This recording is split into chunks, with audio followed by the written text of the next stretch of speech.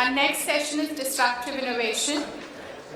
May I request Richard to join me on stage. Richard has 30 years of experience in software and system development in the role, ranking from developer to executive. He's passionate about helping organizations in better environment to deliver value, improve the quality and flow. The stage is all yours. Thank you. Thank you. Good morning, everyone. It's great to be here in India. It's been a while since I've been back here. I love the people here. I love the food. I love the colorful clothing here. And the only thing I don't like so much is the traffic. I can certainly see the agility that's with your traffic here. In fact, you can drive anywhere. Don't need a specific lane to go into. Now, I finally am learning more about Indian culture each time I come here. And I finally figured out that you guys use the horn for echolocation. Because every time that you drive a little bit, you gotta beep your horn. Even if the guy is like 5-10 feet away, we want to know where he is. So I can see that India has learned a lot about agility. But where I think they also need to learn is about flow. How to have a lean flow of value. How do we move with speed and agility? And today, I'm going to speak about digital disruption. What if you work in a really large organization and your organization can no longer compete the way it did before? So that's what we're going to speak about. I'm a fellow at Scaled Agile. We developed the Scaled Agile framework. And so we're going to talk about today how even large organizations which have become slow and lumbering can still innovate. But that window is closing. If the large corporations do not change, then there will only be about 12 companies left, like Facebook and Google, Intel, etc.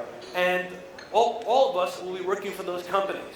So it's very important that over the next 5 to 10 years, maybe even less, that we transform our organizations so that we can disrupt and that we can beat out the competition just as we were small. So let's go over why we're seeing some issues. Clicker not working. Can you change the slide for me, please?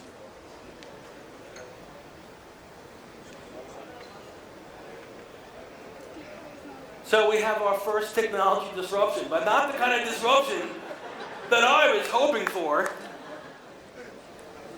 Soon I'm going to have to start dancing or something. Can somebody change that slide for me or give me a new remote?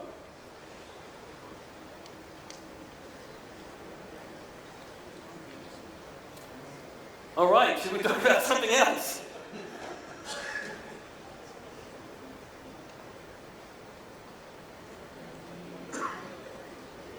I guess they're figuring it out back there. So what I'm seeing in today's world, we may have to do this without slides, and that won't be the end of the world. But, here we go. So these are some of the common problems that we see in enterprises. One of the biggest issues with companies being able to disrupt is command and control leadership. How can we possibly innovate when our style of leadership is to tell people what to do?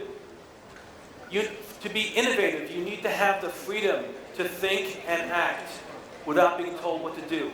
Management needs to provide the direction, but then the team members need to figure out how to get there. Another big important problem is the fact that teams are not organized for value delivery, but they're still in silos. Even with Agile project management, we're still passing the ball from one person to the other.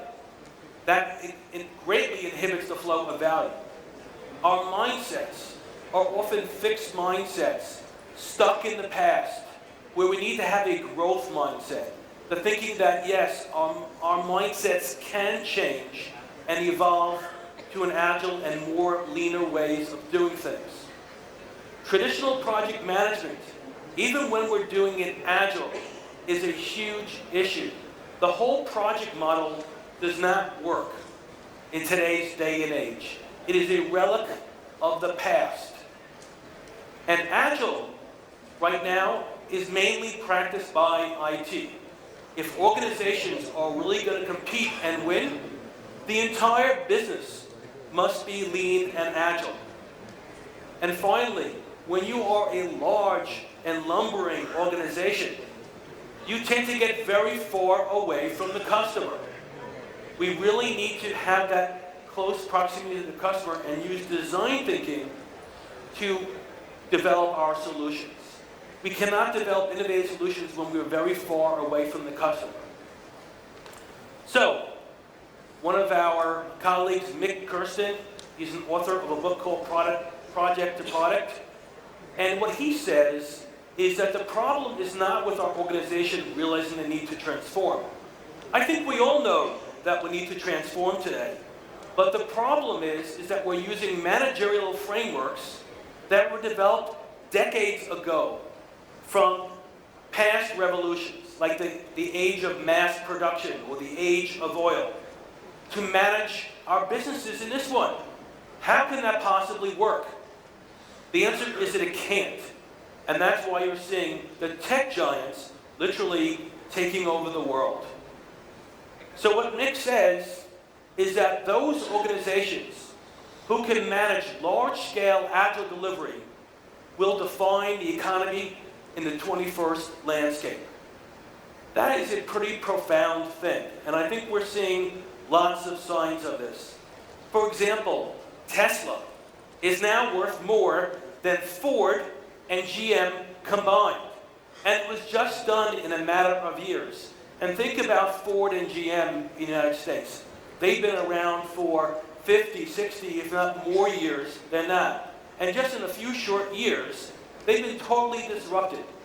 Their business is way at risk. But how do we do this is the question. We can't do this with yesterday's mindset and yesterday's way of working. It's no longer the survival of the fittest, but it's the survival of the fastest. It's no longer that the big fish eats the small fish. It's the fast fish that eats the slow fish. And if your organization is big and lumbering, you're a slow fish. And it's only a matter of time before somebody disrupts your industry and your company is no longer itself. So let's take organizations like Blockbuster, Kodak, Tower Records. All of these organizations weren't able to adapt fast enough for today's digital age. So John Kotter, he's one of the management gurus on organizational change. And what he says is that the world is now changing at a rate in which the basic systems, organizational structures, and our cultures of the past century cannot keep pace with the demands being placed on them. Do you guys feel that way in your organizations? Yes? Yeah, I see that too, wherever I go. So just making incremental adjustments to how we manage, how we strategize, and no matter how clever these small incremental adjustments are, they're not up to the job. We have to make more radical change. Just having team agile in your organization just doesn't scale. And agile by itself is not enough. We also need lean thinking. We also need systems thinking, so we think about the whole, not just the parts. We also need,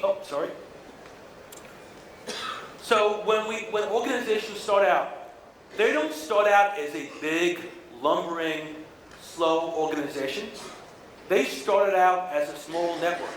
You had perhaps your founder or CEO, and some developers, some people in marketing perhaps. It was a relatively small group of people. And just like this shows, it was a network. Anyone can speak to anyone. And we were very focused on the customer. In fact, if we weren't focused on the customer, then we couldn't possibly succeed in our business. However, what happens over time? is that we add hierarchy for stability and control. In fact, almost in every animal kingdom, we naturally tend to organize in hierarchies. It's just a natural thing that we do.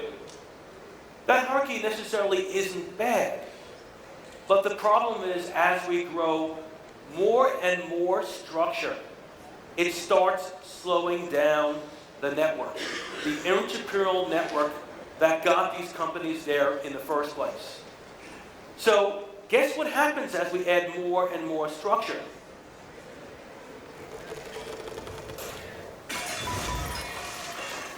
The network is crushed by the hierarchy. We can no longer innovate. We can no longer move fast with speed and agility because our existing organizational structures are putting an anchor on what we're doing. And that's why just doing having agile teams who are sprinting isn't enough. We have to make more significant organizational changes. These necessarily aren't hard things to do, but requires a change in our mindset and our thinking. Now, the other thing is, we don't want to, so what do? Well, what Cotter says, the solution isn't to trash the hierarchical network. We still need hierarchy. It's needed for control. It's needed for stability. But what we do need is we need to reintroduce that entrepreneurial network where we're able to move with speed and agility, move fast without being bogged down by the organizational control mechanism. However, we need both. We need a dual operating system. We need both to have the hierarchy in place, and we also need to have the network in place. One without the other doesn't work. And for the most part, most of us are working in a hierarchical organization, and it crushes those teams which are trying to be agile. So we need a dual operating system. We need both the hierarchy, and we also need the network for the speed of innovation. And when you're a large corporation, you just can't descale. I hear a lot of people say, well, the organization shouldn't be this big. They should just fail. Well, I don't think that's a good solution. People in large organizations, and I'm sure, how many people here work in a large organization? Raise your hand. Okay, should everyone just lose their jobs because people say to be agile, you can only work in a small organization? That doesn't make sense. But we can make big differences which will enable that innovation to happen. So we need a dual operating system, as I mentioned. And we have one at our fingertips. And I have been working there for the past 6 years. I'm one of the methodologists of the Scaled Agile framework. And I've developed many versions of the framework over the years. And I also do a lot of consulting with large corporations, and I help them reintroduce the speed and agility back to their organizations. So this is SAFE 5.0. We just released this in January. It's called the Scaled Agile Framework, or we just call it SAFE. Because isn't it good to be safe, right? Now, once you hear the word safe, every time now you hear the word, you'll be thinking of the Scaled Agile Framework. So it's also been a good marketing name as well. And this framework has been designed specifically for the network side. It doesn't provide the hierarchy side. SAFE provides the entrepreneurial network. So it's your dual operating system for agility. And we not only need to achieve agility in IT, but the whole business needs to be agile. It needs to be lean. And we need to proactively deliver innovative solutions in the shorter sustainable lead time faster than our competition. We have to learn faster than the competition. We have to move faster than the competition. Yes, elephants can dance and survive and thrive in a digital age. That's the good news. Unfortunately, my Bollywood music wasn't available here. It would have been really exciting seeing them dance with the music. So how do we do this? With the 7 core competencies of business agility. These are 7 imperatives that you need to master in order to achieve true business agility, to have both an entrepreneurial network that moves with speed and to still be able to have the hierarchy, which provides the stability. So we're going to go through a number of these competencies. It all starts with leadership. At the bottom, the leadership is the foundation for business agility. So let's start with leadership, because it is foundational to making these changes. So lean agile leadership consists of the mindset and principles. What's the most important thing in our framework is the thinking that we teach. The lean and agile mindset and system thinking that we teach. And also, what are the principles that we have to use that enables us to move with speed and agility? If you understand these principles and you can internalize them and apply them, you are going to be able to beat the competition. So leaders need to inspire people by exhibiting the lean and agile behaviors. They can't be saying on one side of the mouth, let's be lean and agile, but the behavior totally reflects their old way of thinking and doing. They also need to actively engage in guiding others to the change and the new way of working. Leaders just can't participate. They have to be actively involved in the transformation. That's why so many organizations today are not succeeding with lean and agile, because they have not tipped leadership, and besides, leadership is not working in that lean and agile way. So our mindsets, our actions, our words, our deeds must reflect the values and principles of SAFe. This doesn't happen overnight. But if you don't get started, you'll become a relic of the past. So mindsets can change. We need to go from having a fixed mindset and stop thinking that our intelligence only comes with our DNA. Our intelligence comes from continuous learning. Our experiences provide our intelligence. So we have to have that, we have to move from a fixed mindset and evolve from where we are today to have a growth mindset where we can continuously learn and experiment doing different things. Our mindset is a choice. We have a choice on how we think and how we act. What I find is the problem is that many people don't understand how to act and how to think in the new ways of working. Or if we do, it's only at the small team level. And we must be able to think this way from the teams all the way to the portfolio. So team and technical agility is absolutely important. We need to have built-in quality. We cannot inspect quality in. We need to build quality in each and every increment of software or hardware that we build. And that also includes compliance. We can't leave compliance to the very end and expect it to be compliant with our regulations. That will also slow us down and be back to that slow, lumbering elephant of an organized. But not only does IT need to be lean and agile, but the businesses now need to apply these practices as well. So we need them to be part of the agile release train, or a team of agile teams that is delivering value. And they do two things. One is they learn how to work with the R&D organization or IT organization to deliver that value. And then they also want to apply those own practices to how they work. So I don't know if it's picking up here yet, but agile HR, agile marketing, agile sales are critically important.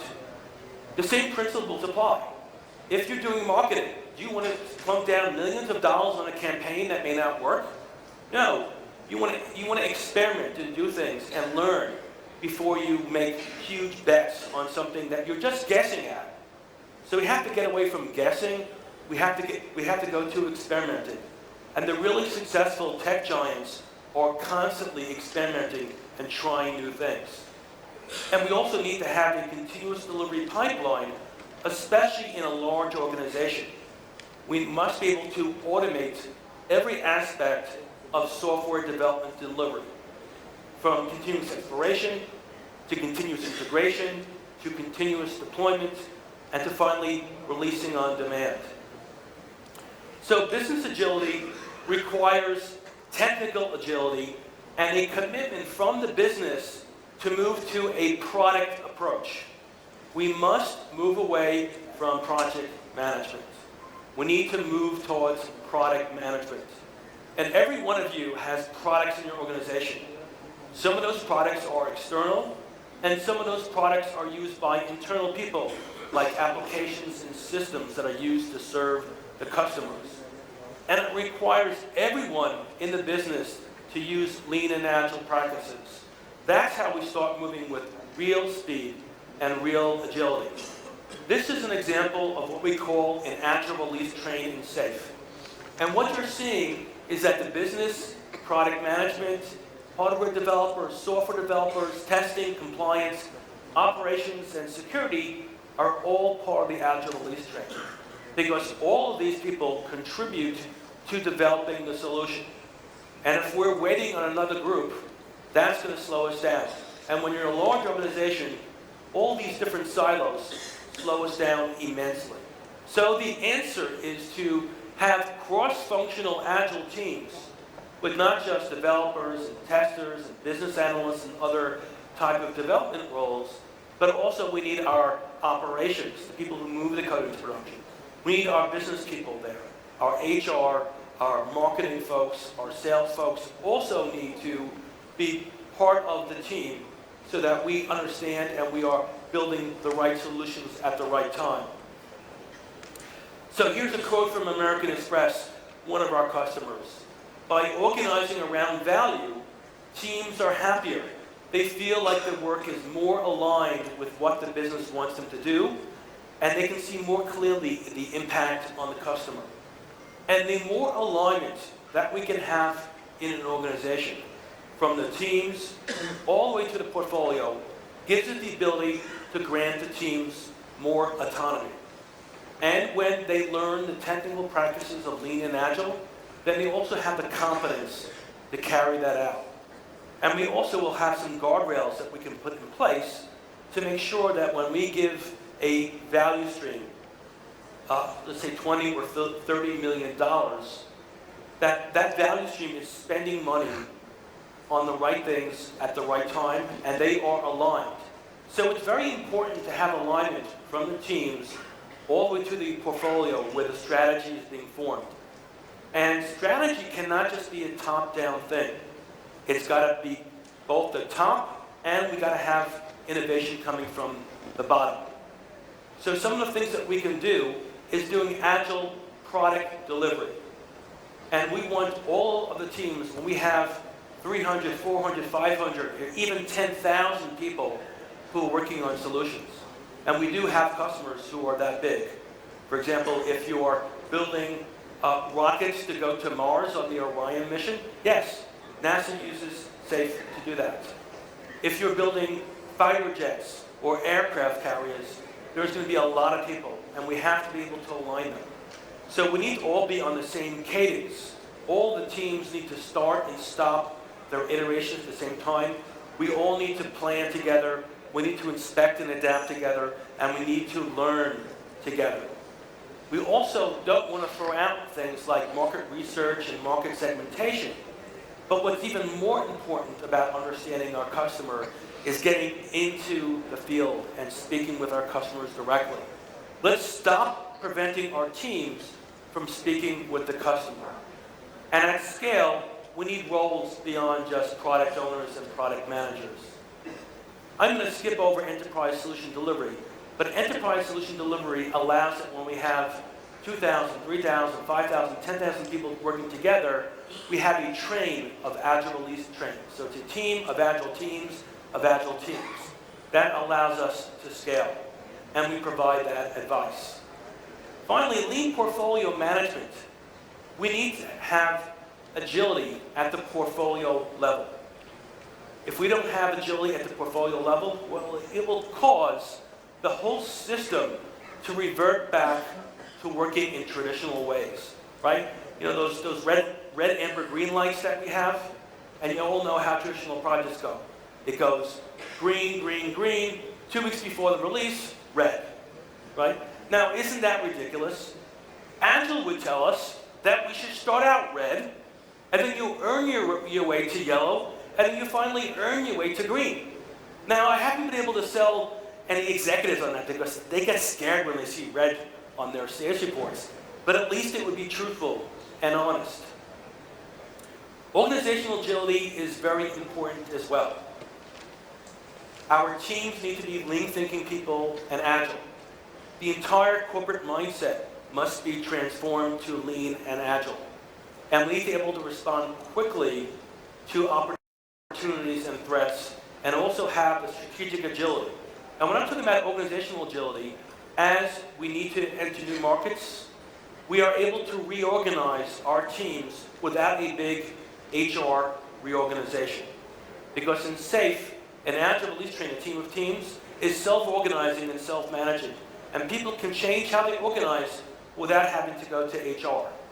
This is just telling you that we also need to map the value streams in which our business work and also lean them out as well, because there are many delays that cause.